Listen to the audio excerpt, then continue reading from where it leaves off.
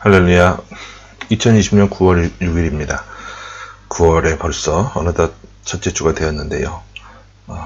가을을 향해 달려가고 있는 그런 계절의 모습을 보면서 우리도 역시 뒤처지는 것이 아니라 하나님이 우리에게 허락해 주신 이 귀한 계절, 더 아름다운 수확을 또 결실을 맺기 위해서 더 힘써 나아가는 그런 귀한 믿음의 경주를 하는 저와 우리 모든 가족들이 다 되어질 수 있기를 바랍니다.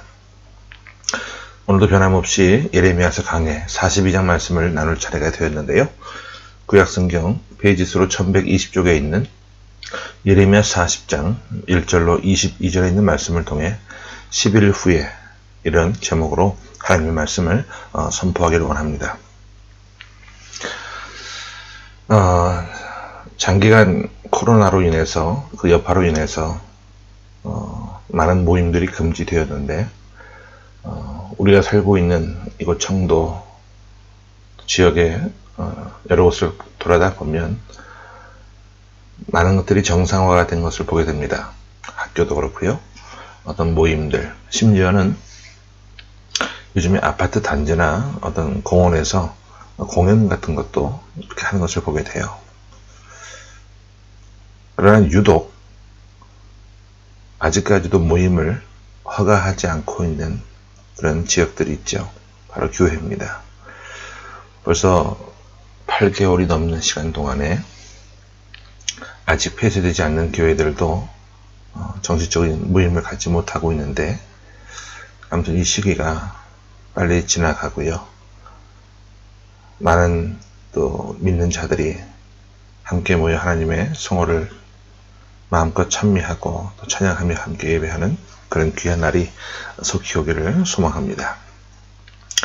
그래서 지금 이 시대에 우리에게 필요한 것은 회복의 은혜다, 이런 말씀을 드리고 싶습니다. 회복의 은혜. 하나님과의 관계가 회복되고 흐트러진 또 틀어진 인간관계가 회복되는 것, 그리고 막혀졌던 인생의 문제들이 열어지는 회복의 은혜, 바로 이러한 것들이 우리에게 필요한 때다, 이 말씀입니다. 이 회복의 은혜는 하나님께서 주시는 은총입니다.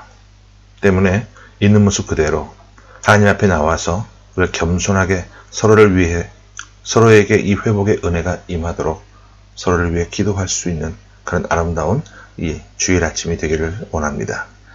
하지만 오늘 본문을 보게 되면 하나님 앞에 나오기는 했지만 회복되지 못한 채로 안타까운 모습으로 무너져가는 한 비극적인 인생의 주인공이 나타나고 있는데요. 우리 본문 1절 말씀부터 함께 보겠습니다. 자, 시작.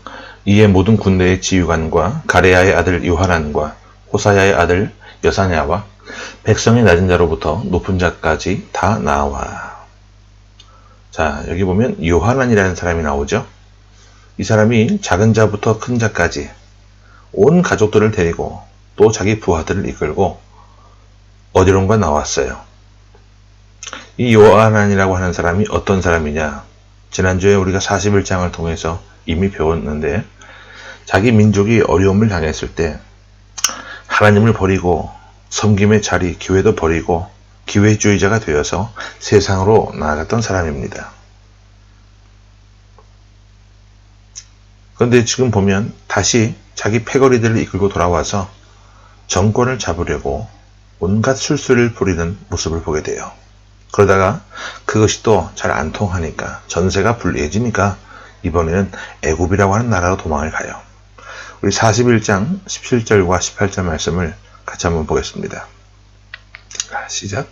애굽으로 가려고 떠나 베들레헴 근처에 있는 게르킴함에 머물렀으니, 이는 느데나의 아들 이스마엘이 바벨론의 왕이 그 땅을 위임한 아이감의 아들 그데라를 죽였으므로 그들이 갈대아 사람을 두려워함이었더라.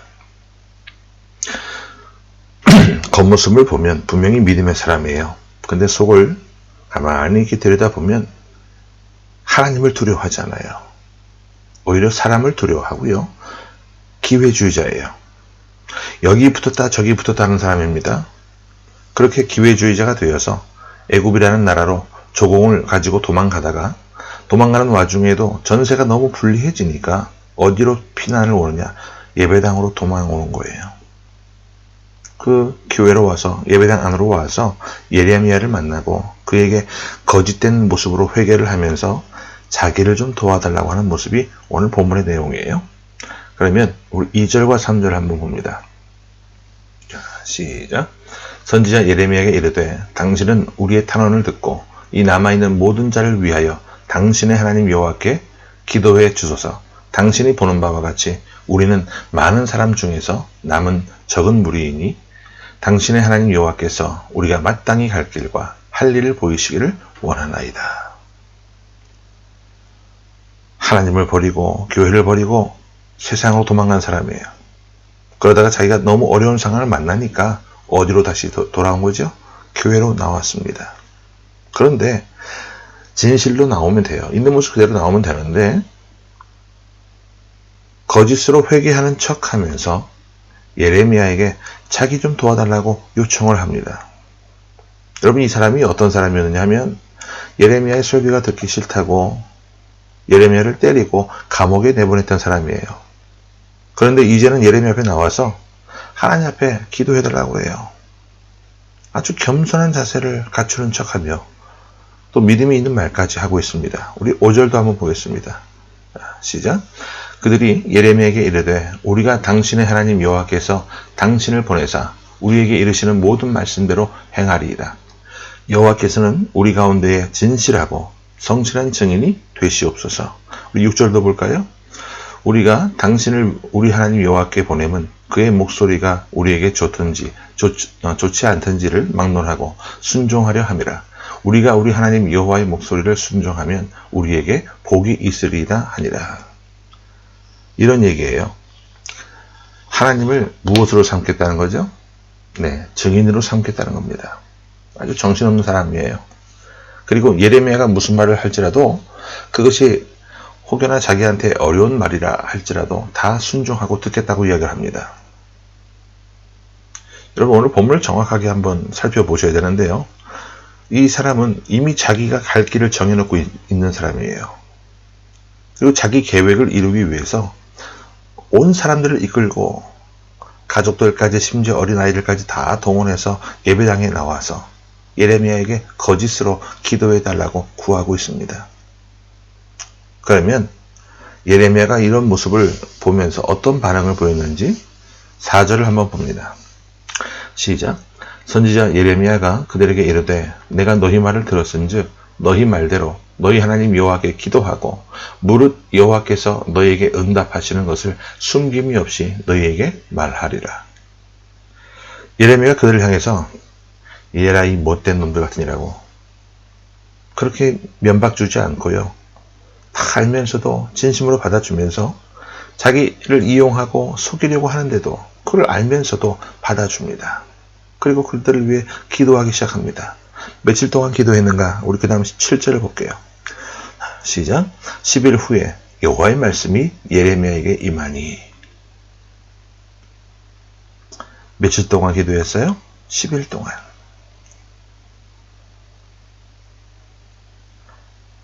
하나님 앞에 나와 모든 것을 다 알면서도요, 진심으로 기도를 하는 거예요. 그런데 여러분 다시 한번 6절을 보세요.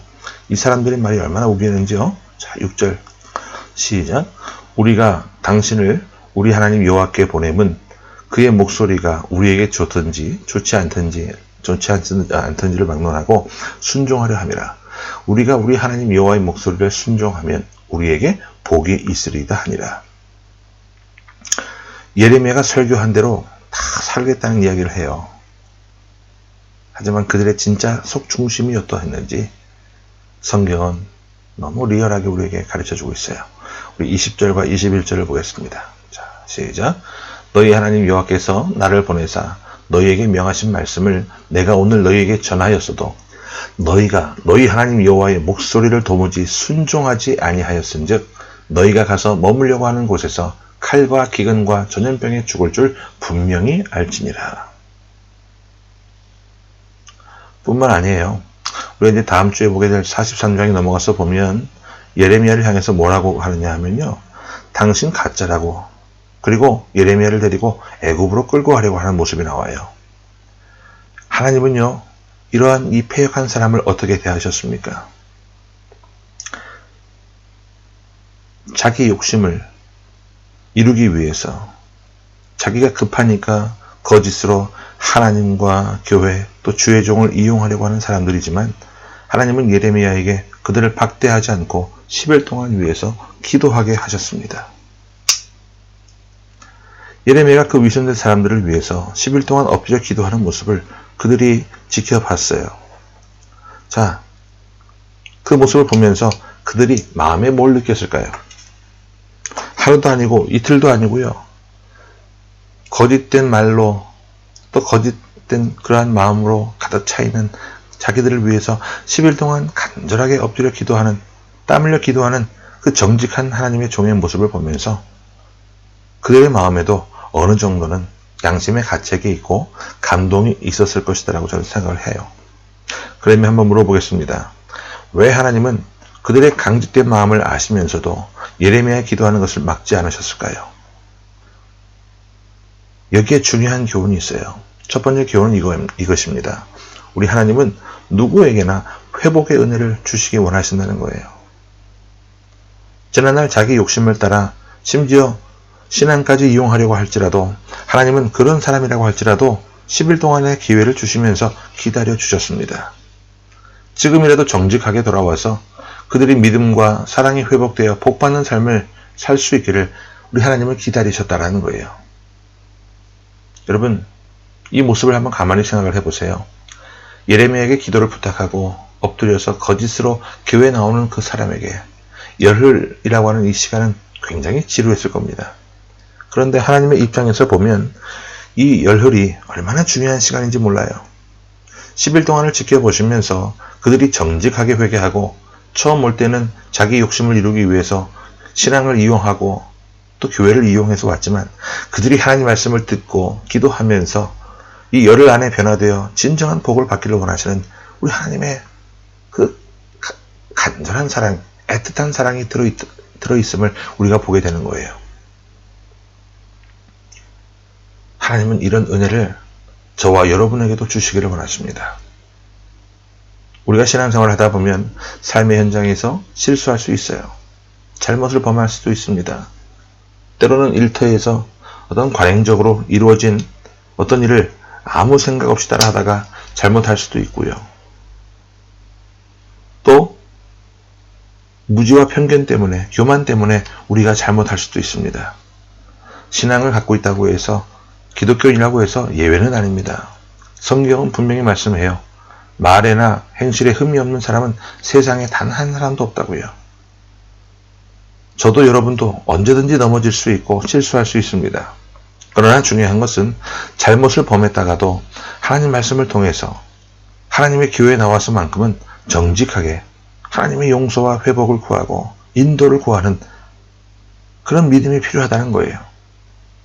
막힌 모든 문제들을 스스로 해결하기 전에 먼저 하나님 앞에 나와 하나님과의 관계가 회복될 것을 구하고 그리고 정직한 마음으로 삶이 하나님의 은혜로 다시 살아날 수 있도록 간구하는 모습이 있어야 합니다.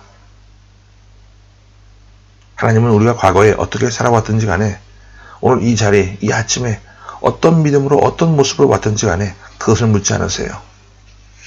오늘 예배의 자리에 나오신 여러분들, 오늘 예배를 통해 여러분의 삶의 현장이 회복될 수 있기를 바라고 여러분의 믿음과 사랑과 감사가 회복되기를 주의 이름으로 축원합니다.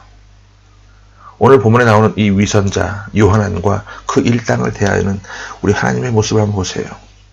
당장 벼락을 내려서 죽여야 마땅하지만 그럼에도 불구하고 예레미야를 통해서도 그들을 위해서 열흘 동안이나 간절하게 기도하게 하시고 기다려 주시는 이 모습을 보라는 겁니다. 이 모습을 보면서 우리가 행해야 할 일이 있어요. 무엇입니까? 하나님 앞에 정직해야 합니다. 또 겸손해야 합니다. 어떻게 살아왔어도요, 괜찮아요. 오늘부터라도 하나님 앞에 내 무너진 모습 감추지 말고 있는 모습 그대로 하나님 앞에 나와 회복의 은혜를 구하는 우리가 될 수 있기를 바랍니다. 우리 계속해서 9절부터 11절 말씀까지를 함께 보겠습니다. 시작. 그들에게 이르되 너희가 나를 보내어 너희의 간구를 이스라엘의 하나님 여호와께 드리게 하지 아니하였느냐. 그가 이렇게 이르니라. 너희가 이 땅에 눌러앉아 산다면 내가 너희를 세우고 헐지 아니하며 너희를 심고 뽑지 아니하리니 이는 내가 너희에게 내린 재난에 대하여 뜻을 돌이킵니다. 여호와의 말씀이니라. 너희는 너희가 두려워하는 바벨론의 왕을 겁내지 말라. 내가 너희와 함께 있어 너희를 구원하며 그의 손에서 너희를 건지리니 두려워하지 말라. 그렇게 패역한 백성이지만 열흘 동안 기도하게 하시는 하나님이 두 번째로 말씀하시는, 두 번째로 응답을 해주시는 모습을 보게 되는데 어떤 모습입니까? 너희들의 삶이 아무리 힘들고 어려워도 그 삶의 현장을 떠나지 않는다면 지난날 삶이 어떠했든지 간에, 심지어 예배당이 어떤 모습으로 어떤 자세로 나와든지 간에, 누구를 만나든지 간에 하나님의 말씀을 듣게 하셔서 그 말씀을 듣고 정직하게 순종하면 하나님이 그들을 회복시키시는데 너희를 세우고 헐지 않겠다 그 말이에요. 달리 표현하면 우리가 세워지기를 원하시는 하나님이시라는 거예요. 또 심고 뽑지 아니하고 재앙을 돌이켜 뜻을 돌이키고 하나님이 친히 보호하시고 구원해 주시겠다는 거예요. 하나님은 저와 여러분을 위해 누군가를 통해서 우리를 건져주시고 살려주시고 기도하게 하시는 하나님이시고요. 두 번째는 말씀을 통해 우리를 살려주기를 원하시는 하나님이시라는 거예요. 계속해서 13절과 14절을 볼게요. 시작. 그러나 만일 너희가 너희 하나님 여호와의 말씀을 복종하지 아니하고 말하기를 우리는 이 땅에 살지 아니하리라 하며 또 너희가 말하기를 아니라 우리는 전쟁도 보이지 아니하며 나팔 소리도 들리지 아니하며 양식의 공핍도 당하지 아니하는 애굽 땅으로 들어가 살리라 하면 잘못되리라. 이렇게 말씀해 주셨는데도 불구하고 교만해져서 야, 이제는 하나님이 나 도와주시지 않아도 나 먹고 살만해. 나 이제 어디 가도 하나님 없이도 난 잘 살 수 있어. 이렇게 교만한 모습이 되면 망하게 하신다는 거예요. 잘못되게 하신다는 거예요. 하나님은 우리가 어떻게 살아왔든지 간에 우리가 세워지고 난 이후 우리가 살아나고 복받기를 원하세요. 10일이라고 하는 기간을 주셔서 내가 이용하려고 하는 사람까지 마음을 감동해서 나를 위해 기도하게 하시는 하나님의 사랑, 그리고 구체적으로 하나님 말씀이 깨달아지게 해서 회개하여 살아날 수 있는 기회를 주시는 우리 하나님이십니다. 다시 한번 우리 20절을 볼게요. 자, 시작. 너희가 나를 너희 하나님 여호와께 보내며 이르기를 우리를 위하여 우리 하나님 여호와께 기도하고 우리 하나님 여호와께서 말씀하신 대로 우리에게 전하라. 우리가 그대로 행하리라 하여 너희 마음을 뭐했느니라? 속였느니라.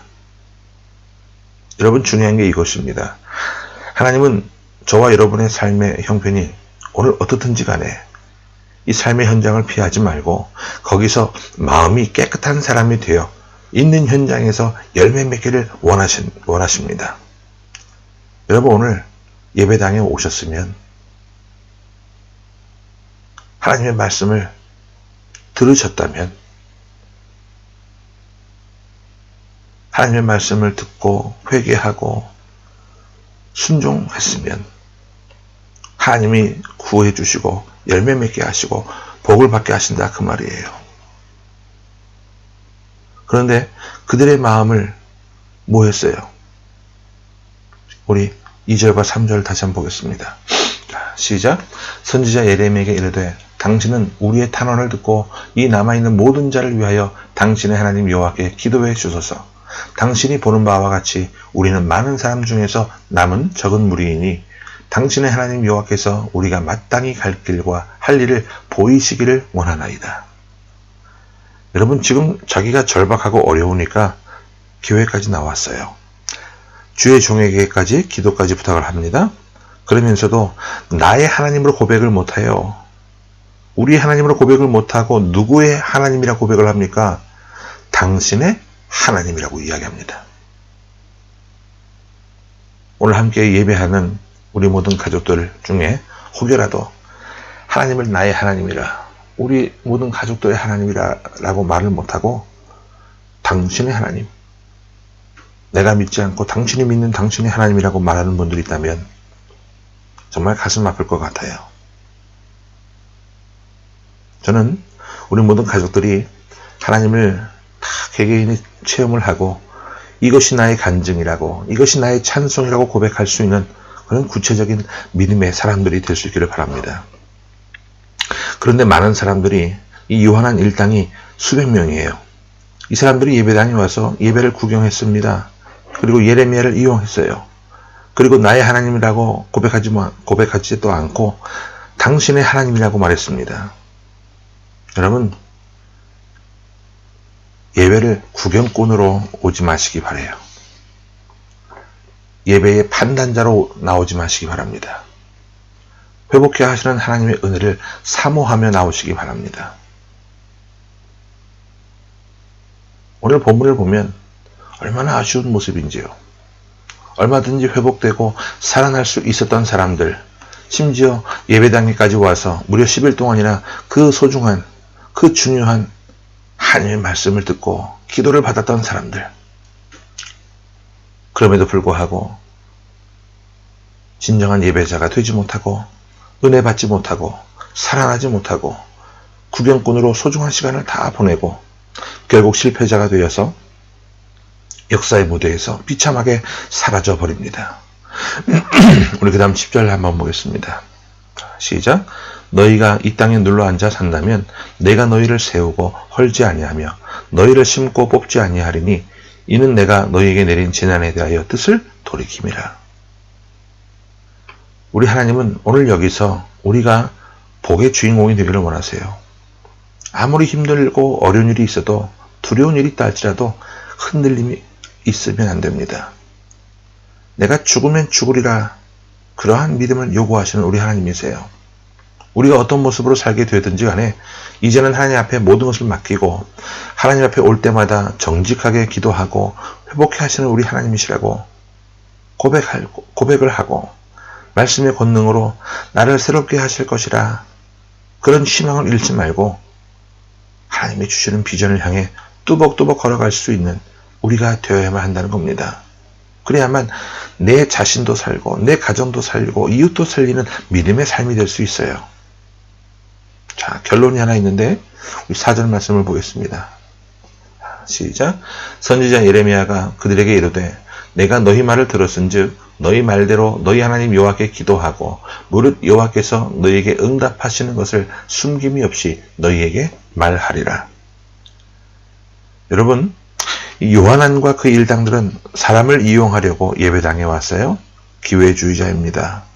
그런데 같은 성전 안에 있는데 예레미야는 자기의 믿음의 자리를 지키면서 자기를 이용하려고 온 사람들을 받아주면서 믿음으로 그들을 위해 10일 동안 기도하고 말씀을 증거했어요. 우리가 닮아야 할 사람이 누굽니까? 요한안 같은 사람입니까? 아니면 예레미야와 같은 사람입니까? 세상 사람들은 다 자기 이익을 따라가요.